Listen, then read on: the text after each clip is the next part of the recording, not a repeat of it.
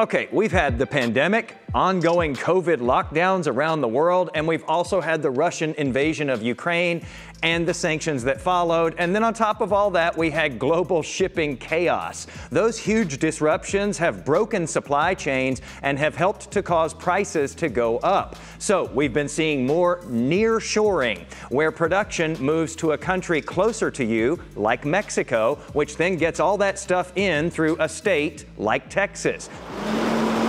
On a day-to-day basis, we're crossing about 2,700 to 2,800 trucks just northbound. And that is only at the Pharr International Bridge near McAllen.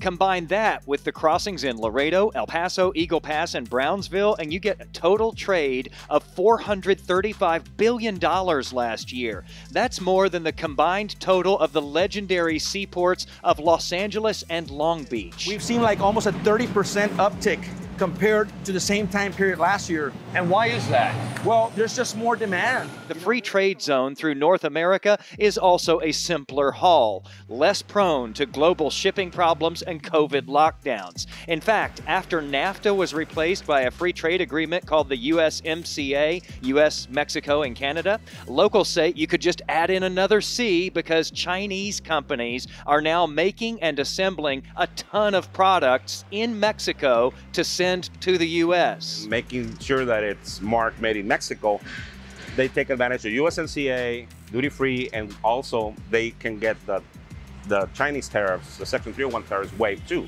They and everybody else hoping to sell here are trying to untangle the pandemic supply chain snarl by producing as much as they can now.